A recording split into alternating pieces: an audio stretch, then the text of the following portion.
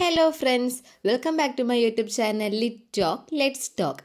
അപ്പോൾ നമ്മൾ ഇന്ന് ഇവിടെ ഡിസ്കസ് ചെയ്യാൻ പോകുന്നത് 10ാം ക്ലാസ്സിലെ ഇംഗ്ലീഷ് ടെക്സ്റ്റിലെ 3rd യൂണിറ്റിലെ 3rd ചാപ്റ്ററാണ് എ പീസ് ഓഫ് സ്ട്രിങ്. എന്ന് പറഞ്ഞാൽ എന്താ? ചരടിൻ കഷ്ണം എന്നാണ് എ പീസ് ഓഫ് സ്ട്രിങ്ങിൻ്റെ അർത്ഥം. ഈ ഒരു സ്റ്റോറി എന്ന് പറയുന്നത് ഗോഡർവില്ല എന്ന് പറയുന്ന ഒരു നാട്ടിലാണ് ഈ ഒരു സ്റ്റോറി നടക്കുന്നത്. അവിടെയുള്ള ഹോച്ചിക്കോം എന്ന് പറയുന്ന ഒരു വ്യക്തിക്ക് സംഭവിക്കുന്ന ഒരു ഇൻസിഡൻറ്റ്, ആ ഒരു ഇൻസിഡൻറ്റിനെ ബേസ് ചെയ്ത് ആ പുള്ളിക്ക് ഫേസ് ചെയ്യേണ്ടി വന്ന പ്രശ്നങ്ങൾ, സങ്കടങ്ങൾ, അദ്ദേഹത്തിൻ്റെ ഫീലിങ്സ്, മറ്റുള്ളവരുടെ കുറ്റപ്പെടുത്തലുകൾ, ഇത് കാരണം അദ്ദേഹത്തിന് ലൈഫിലുണ്ടാകുന്ന പ്രശ്നങ്ങൾ അല്ലെങ്കിൽ ലൈഫിൽ അദ്ദേഹം നേരിടേണ്ടി വന്ന ഓരോ സിറ്റുവേഷൻസുകൾ, ഇതൊക്കെയാണ് ഈ ഒരു സ്റ്റോറിയിലൂടെ പറയുന്നത്. നമ്മുടെ സ്ഥലത്തിൻ്റെ പേര് ഗോഡർവില്ലെ. അതേപോലെ നമ്മുടെ ഇതിലെ മെയിൻ ക്യാരക്ടേഴ്സ് എന്ന് പറയുന്നത് ഒന്ന് ഹോച്ചിക്കോമാണ്. അതേപോലെ ഹോച്ചിക്കോമിൻ്റെ ഒരു വലിയ ശത്രു, ഒരു എനിമിയായിരുന്നു മാലൻഡൈൻ എന്ന് പറയുന്നത്. പിന്നെ ഒരു മേയറും. ഇവർ മൂന്നുമാണ് ഈ സ്റ്റോറിയിലെ മെയിൻ ക്യാരക്ടേഴ്സ് എന്ന് പറയുന്നത്. അപ്പോൾ എങ്ങനെ സ്റ്റാർട്ട് ചെയ്യുമല്ലേ? സോ ഗോഡർവില്ല എന്ന് പറയുന്ന സ്ഥലത്താണ് നമ്മുടെ ഈ ഒരു സ്റ്റോറി നടക്കുന്നത്. അന്നേ ദിവസം എന്ന് പറയുന്നത് ഒരു വിൽപ്പന ദിവസമായിരുന്നു. അതുകൊണ്ട് തന്നെ നാടിൻ്റെ പല ഭാഗങ്ങളിൽ നിന്നും കർഷകർ അവിടെ എത്തിച്ചേരുമായിരുന്നു. വെറുതെ അല്ല എത്തിച്ചേരുന്നത്, അവർക്ക് വിൽക്കേണ്ട സാധനങ്ങൾ കൊണ്ടും അവരുടെ ഭാര്യമാരെയും നാൽക്കാലികളെയൊക്കെ ആയിട്ടാണ് വരവ്. ഇവിടെയാണ് നമ്മുടെ സെൻട്രൽ ക്യാരക്ടറായിട്ടുള്ള ആരുടെ എൻട്രി? ഹോച്ചിക്കോമിൻ്റെ എൻട്രി. അയാൾ എന്ത് ചെയ്യുകയായിരുന്നു? ഗോഡർവില്ലയിലൂടെ അങ്ങനെ നടന്നു പോകുമ്പോൾ അയാൾക്ക് താഴെ നിന്ന് ഒരു സാധനം കിട്ടുന്നു. എന്താണ് അയാൾ എടുത്തു നോക്കുന്നത്? ഒരു ചരടിൻ്റെ കഷ്ണമാണ് എടുത്തു നോക്കുന്നത്. അത് കയ്യിലെടുത്തിട്ട് ഈ പുള്ളി എന്ത് ചെയ്യുന്നു? ഇങ്ങനെ ചുരുട്ടുന്നു. ഇതാര് കാണുന്നു? ഇയാളുടെ മുഖ്യ ശത്രുവായിട്ടുള്ള, അതായത് ഹോച്ചിക്കോമിൻ്റെ മുഖ്യ ശത്രുവായിട്ടുള്ള മാലൻഡൈൻ കാണുന്നു. ഇയാൾ തന്നെ ശ്രദ്ധിക്കുന്നുണ്ട്, അല്ലെങ്കിൽ താൻ ചെയ്യുന്ന കാര്യങ്ങൾ ശ്രദ്ധിക്കുന്നുണ്ട്, കാണുന്നുണ്ട് എന്ന് മനസ്സിലാക്കിയ ഹോച്ചിക്കോം അതെടുത്ത് പോക്കറ്റിൽ വെച്ചിട്ട് ഒന്നും അറിയാത്ത പോലെ എന്ത് ചെയ്തു? മുൻപോട്ട് നടന്നു നീങ്ങി. അങ്ങനെ അന്നേ ദിവസത്തെ കച്ചവടമൊക്കെ ഏകദേശം കഴിയാറായി. സാധനങ്ങളൊക്കെ കാലിയായി തുടങ്ങിയിരിക്കുന്നു. അങ്ങനെ കർഷകർ അവിടെയുള്ള ഒരു ഭക്ഷണശാലയിൽ ഒരുമിച്ച് കൂടാൻ തീരുമാനിക്കുന്നു. അങ്ങനെ എല്ലാവരും എവിടെയാണ്? ആ ഒരു ഭക്ഷണശാലയിലാണ്. അവിടുത്തെ മെയിൻ ഡിസ്കഷൻ എന്ന് പറയുന്നത് അന്നേ ദിവസത്തെ അവരുടെ കച്ചവടത്തിൻ്റെ പ്രോഫിറ്റ്, ലാഭത്തെ പറ്റിയും കച്ചവടത്തെ പറ്റിയൊക്കെയാണ് അവരെന്ത് ചെയ്യുന്നത്? അവിടെ ഡിസ്കസ് ചെയ്യുന്നത്. അങ്ങനെ ഡിസ്കസ് ചെയ്തുകൊണ്ടിരുന്നപ്പോൾ എന്ത് സംഭവിച്ചു? ഒരു കൊട്ട് കേട്ടു. ഈ കൊട്ട് കൊണ്ട് ഉദ്ദേശിക്കുന്നത് വിളംബരത്തെയാണ്. പണ്ട് രാജാക്കന്മാരുടെ കാലത്ത് നമ്മളെ എന്തെങ്കിലുമൊക്കെ അറിയിക്കണമെങ്കിൽ ഇങ്ങനെ കൊട്ടിക്കൊണ്ട് വന്നിട്ട് ആ കാര്യം വിളംബരം ചെയ്യുമായിരുന്നു. അത് തന്നെയാണ് ഇവിടെയും പറയുന്നത്. അപ്പോൾ ഈ കൊട്ട് കേൾക്കുമ്പോൾ എന്ത് ചെയ്യുന്നു? എല്ലാവരും എന്താണ് കാര്യം എന്നറിയാൻ, എന്തോ പ്രശ്നമുണ്ട് അല്ലെങ്കിൽ എന്തോ അറിയിപ്പുണ്ട്, അതെന്താണെന്നറിയാൻ വേണ്ടിയിട്ട് ആ ഒരു കൊട്ട് കേൾക്കുന്ന സ്ഥലത്തേക്ക് ചെല്ലുന്നു. അവിടെ ചെല്ലുമ്പോൾ ഇത് പറയാനുള്ള ആൾക്കാരൊക്കെ അവിടെ നിൽപ്പുണ്ട്. സോ അവരെന്താ അനൗൺസ് ചെയ്യുന്നത്? ഇന്നേ ദിവസം രാവിലെ 4 തൊട്ട് 10 മണി ആ ഒരു സമയത്തിനിടയിൽ എന്ത് പോയിട്ടുണ്ട്? ഒരു ബ്ലാക്ക് ലെതർ പോക്കറ്റ് ബുക്ക് കാണാതെ പോയിട്ടുണ്ട്, അല്ലെങ്കിൽ നഷ്ടപ്പെട്ടിട്ടുണ്ട്. ഈ പോക്കറ്റ് ബുക്ക് എന്ന് ഉദ്ദേശിക്കുന്നത് പേഴ്സ് അല്ലെങ്കിൽ ബാഗ്, അതാ ഉദ്ദേശിക്കുന്നത്. അതിനകത്തിൽ ഫ്രാങ്ക്സ് എന്ന് വെച്ച് കഴിഞ്ഞാൽ ഇവരുടെ കറൻസിയുടെ പേരാണ്. ആ ഒരു പോക്കറ്റ് ബുക്കിനകത്തിൽ കുറച്ച് കറൻസിയും കുറച്ച് ബിസിനസ് പേപ്പേഴ്സും ഡോക്യുമെൻസും എന്ത് ചെയ്തിട്ടുണ്ട്? നഷ്ടപ്പെട്ടിട്ടുണ്ട്. സോ കണ്ടു കിട്ടുന്നവർ എന്ത് ചെയ്യുക? മേയറിൻ്റെ ഓഫീസിലെത്തുക, മേയറിനെ അറിയിക്കുക. അങ്ങനെ കൊണ്ടുവരുന്നവർക്ക് എന്ത് കിട്ടും? 20 ഫ്രാങ്ക്സ്, അതായത് അവരുടെ കറൻസിയാണ്, അത്രയും രൂപ പാരിതോഷികം കിട്ടും. അങ്ങനെ വിളംബരക്കാർ ഇതെല്ലാം പറഞ്ഞതിന് ശേഷം അവിടെ നിന്ന് പോയി. അപ്പോൾ തീൻമേശയിൽ അല്ലെങ്കിൽ ആ ഒരു ഭക്ഷണശാലയിൽ പിന്നീടുള്ള ഡിസ്കഷൻ എന്തായിരുന്നു? ഇതേ പറ്റിയായിരുന്നു. ആരാണ് അത് എടുത്തത്? നമ്മുടെ കൂട്ടത്തിലുള്ള ആരായിരിക്കും അത് ചെയ്യുക? അങ്ങനെയൊക്കെ ഇതേപ്പറ്റി ആരാണ് എടുത്തത്, ആരായിരിക്കും എടുത്തത് എന്നുള്ള ഡിസ്കഷൻസൊക്കെ തകർത്ത് നടന്നുകൊണ്ടിരിക്കുകയാണ്. ആ ഒരു ടൈമിൽ ഒരു പോലീസുകാരൻ അവിടെ വരുന്നു. വന്നിട്ട് ഹോച്ചിക്കോം ആരാണെന്ന് ചോദിക്കുന്നു. അപ്പം സ്വയം ഹോച്ചിക്കോം എന്ത് ചെയ്യുന്നു? താനാണ് ഹോച്ചിക്കോം എന്ന് പറഞ്ഞ് അവിടെ എത്തുന്നു. എന്നിട്ട് മേജറിന് തന്നോട് സംസാരിക്കണമെന്ന് ആഗ്രഹമുണ്ടെന്നും അങ്ങോട്ട് വരണമെന്നും പറയുന്നു. ആ തീരുമാനം ഹോച്ചിക്കോം അനുസരിക്കുകയും മേയറിനെ കാണാൻ വേണ്ടിയിട്ട് ചെല്ലുന്നു. ഈ മേയർ എന്ന് പറയുന്നത് അത്യാവശ്യം നല്ല ഗൗരവമുള്ള ഒരാളായിരുന്നു. അങ്ങനെ ഹോച്ചിക്കോം ഇപ്പോൾ ഇവിടെ നിൽക്കുകയാണ്, മേയറിൻ്റെ മുമ്പിൽ നിൽക്കുകയാണ്. അപ്പോൾ മേയർ ചോദിക്കുന്നു, നീയാണ് ആ പോക്കറ്റ് ബുക്ക് എടുത്തത്, അത് നീ എടുക്കുന്നത് കണ്ടവരുണ്ട്. ഇത് കേട്ട പാടെ നമ്മുടെ ഹോച്ചിക്കോം എന്തായിപ്പോയി, വളരെയധികം ഞെട്ടിത്തെറിച്ചുപോയി. കാരണം എന്താണ്, അവൻ അങ്ങനെ ഒരു പോക്കറ്റ് ബുക്ക് എടുത്തിട്ടേ ഇല്ല, ചെയ്യാത്ത ഒരു കാര്യമാണ്. സോ അവനത് എടുത്തിട്ടില്ല, അവനത് ചെയ്തിട്ടില്ല എന്ന് എത്ര തവണ മേയറിൻ്റെ അടുത്ത് പറഞ്ഞിട്ടും ആ പുള്ളി എന്ത് ചെയ്തില്ല, അത് വിശ്വസിച്ചതുമില്ല, ആ കാര്യം സമ്മതിച്ചു കൊടുത്തതുമില്ല. അതിനുശേഷം മേയർ പറയുന്നു, മിസ്റ്റർ മാലൻഡൈൻ എന്താ ചെയ്തിട്ടുണ്ട്, ഈ ഒരു കാര്യത്തിന് വിറ്റ്നസ്സാണ്, സാക്ഷിയാണ്. നിങ്ങൾ അതെടുത്ത് പോക്കറ്റിൽ വെക്കുന്നത് ആര് കണ്ടിട്ടുണ്ട്? മാലൻഡൈൻ കണ്ടിട്ടുണ്ട്. ഈ മാലൻഡൈൻ ആരാ? നമ്മുടെ ഹോച്ചിക്കോമിൻ്റെ മുഖ്യ ശത്രുവാണ്. ഈ പുള്ളിയാണ് എന്ത് ചെയ്തത്, ആദ്യമേ ഹോച്ചിക്കോം അതൊരു ചരടെടുത്ത് പോക്കറ്റിൽ വെച്ചപ്പോൾ അത് കണ്ടത്. അപ്പോൾ ഈ ഒരു ഇൻസിഡൻറ്റ് താൻ കണ്ടു, ആര് കണ്ടു? മാലൻഡൈൻ കണ്ടു എന്ന് പറഞ്ഞപ്പോൾ ഹോച്ചിക്കോമിന് ഓർമ്മ വന്നു, താൻ എന്തെടുത്ത് വെച്ചതാണ് മാലൻഡൈൻ കണ്ടത്? ഒരു ചരടിൻ്റെ കഷ്ണം, അതാ താൻ എടുത്ത് വെച്ചത്. അപ്പോൾ ആ ഒരു കാര്യത്തെപ്പറ്റി ഹോച്ചിക്കോം മേയറിനോട് പറയുന്നു. പക്ഷേ മേയർ എന്ത് ചെയ്യുന്നില്ല, അത് ട്രസ്റ്റ് ചെയ്യുന്നില്ല. പിന്നെ അവിടെ നടന്ന കാര്യത്തെപ്പറ്റി വിശദീകരിക്കാൻ ആരോടെ പറയുന്നു? മാലൻഡൈനോട് പറയുന്നു.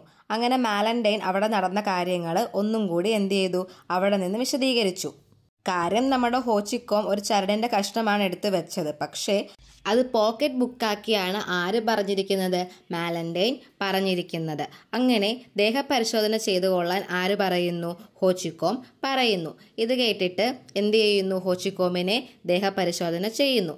എന്തെല്ലാം ചെയ്തു നോക്കിയിട്ടും ആ ഒരു പോക്കറ്റ് ബുക്ക് എവിടെ നിന്ന് കണ്ടെത്താൻ കിട്ടിയില്ല, ഹോച്ചിക്കോമിൻ്റെ അടുത്തുനിന്ന് കണ്ടെത്താൻ പറ്റിയിട്ടില്ല.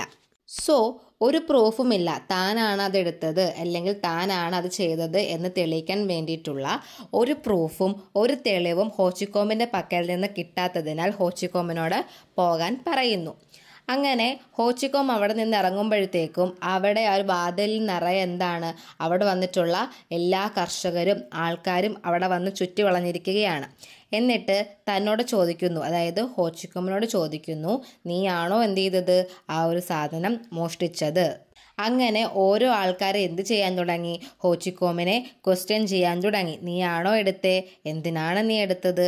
അങ്ങനെ പലതരത്തിലായി ചോദ്യങ്ങൾ. അപ്പോൾ ഹോച്ചിക്കോം എന്താണ് ശരിക്കും നടന്ന കാര്യമെന്ന് അവരോടും എന്ത് ചെയ്യുന്നു? എക്സ്പ്ലെയിൻ ചെയ്യുന്നു. പക്ഷേ അവിടെ ഉണ്ടായിരുന്ന ആരും തന്നെയും ആ ഒരു കാര്യം വിശ്വസിച്ചില്ല. താൻ കള്ളം പറയുകയാണ്, താൻ തന്നെയാണ് എന്ത് ചെയ്തത്, ആ ഒരു പോക്കറ്റ് ബുക്ക് എടുത്തിട്ടുള്ളത് എന്ന് എല്ലാവരും അങ്ങനെ തന്നെ വിശ്വസിച്ചിരിക്കുകയാണ്. സോ ഹോച്ചിക്കോം ഒരു കള്ളനാണെന്നും പറഞ്ഞ് എന്ത് ചെയ്തു, എല്ലാവരും അയാളെ കളിയാക്കാൻ വേണ്ടി തുടങ്ങി. അങ്ങനെ നെക്സ്റ്റ് ഡേ ഈ ഒരു പോക്കറ്റ് ബുക്ക് ഒരാൾക്ക് കിട്ടുന്നു. ആർക്കാ കിട്ടുന്നത്? ഒരു കടയിലെ ജോലിക്കാരനാണ് ഈ ഒരു പോക്കറ്റ് ബുക്ക് റോഡ് സൈഡിൽ നിന്നും കിട്ടുന്നത്. ഇയാൾക്കത് വായിക്കാൻ അറിയാത്തത് കൊണ്ട് തന്നെ ഇയാൾ തൻ്റെ മുതലാളിയെ അതുകൊണ്ട് ഏൽപ്പിക്കുന്നു.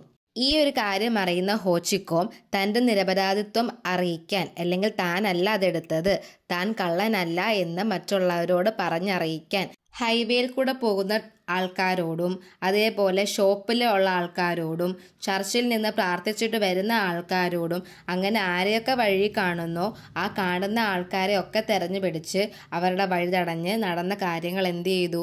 ഹോച്ചിക്കോം എക്സ്പ്ലെയിൻ ചെയ്തുകൊണ്ടേയിരുന്നു. എന്താ എക്സ്പ്ലെയിൻ ചെയ്തത്? താനല്ല അത് എടുത്തിട്ടുള്ളതെന്നും താൻ ആ ചടൻ കഷ്ണമാണ് എടുത്തതെന്നും അതേപോലെ ഈ പോക്കറ്റ് ബുക്ക് ഒരാൾക്ക് കിട്ടിയിട്ടുണ്ടെന്നും അത് അയാളുടെ മുതലാളിയെ ഏൽപ്പിച്ചിട്ടുണ്ടെന്നും താനല്ല അത് ചെയ്തത്, താൻ ആ പോക്കറ്റ് ബുക്ക് എടുത്തിട്ടില്ല, താൻ ആ ചരടിൻ്റെ കഷ്ണമാണ് എടുത്തിട്ടുള്ളത്, താൻ കള്ളനല്ല എന്നും പറഞ്ഞ് വഴിയിൽ കൂടെ പോകുന്ന എല്ലാവരെയും തടഞ്ഞു നിർത്തി തൻ്റെ ആ ഒരു നിരപരാധിത്വം ആര് പ്രൂവ് ചെയ്തു? ഹോച്ചിക്കോം പ്രൂവ് ചെയ്തുകൊണ്ടേയിരുന്നു. ഇത്രയും പറഞ്ഞിട്ടും തൻ്റെ മനസ്സിൽ എന്തുണ്ടായിരുന്നില്ല? ഒരു തൃപ്തി ഉണ്ടായിരുന്നില്ല. കാരണം എന്താണ്? ആരും തന്നെയും തന്നെ ട്രസ്റ്റ് ചെയ്യുന്നില്ല, അല്ലെങ്കിൽ താൻ നിരപരാധിയാണ്, താനത് ചെയ്തിട്ടില്ല, താനൊരു കള്ളനല്ല എന്ന് ആരും തന്നെയും വിശ്വസിക്കുന്നില്ല. താനൊരു കള്ളനാണെന്ന് തന്നെയാണ് ഇപ്പോഴും എല്ലാവരും എന്ത് ചെയ്യുന്നത്? വിചാരിച്ച് വെച്ചിരിക്കുന്നത്.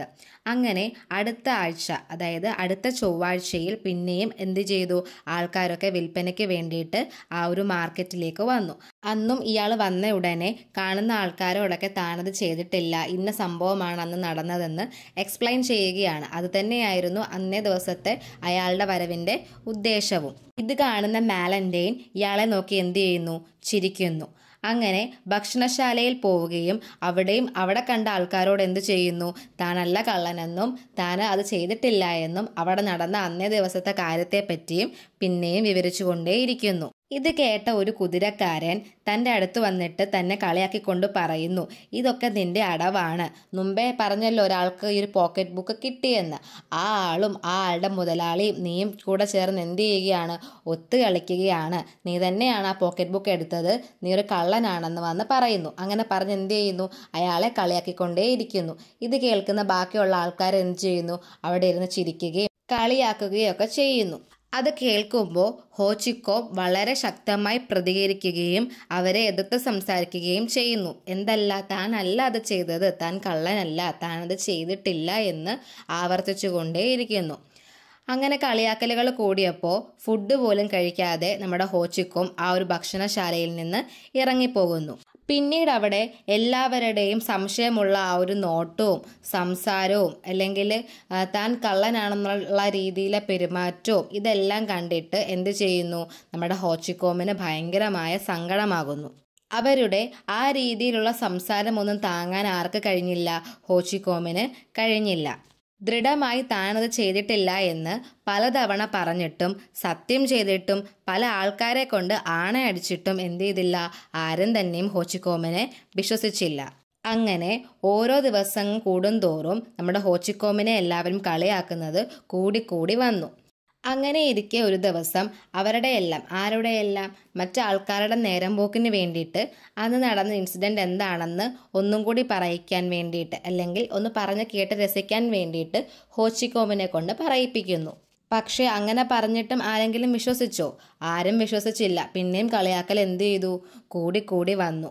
അങ്ങനെ ഇത് കേട്ട് ഈ ഒരു സങ്കടവും ഈ ഒരു കുറ്റബോധവും താനല്ല ചെയ്തിട്ടുള്ളതെന്ന് പറഞ്ഞിട്ട് എന്ത് ചെയ്യുന്നില്ല, ആരും തന്നെ വിശ്വസിക്കുന്നില്ല.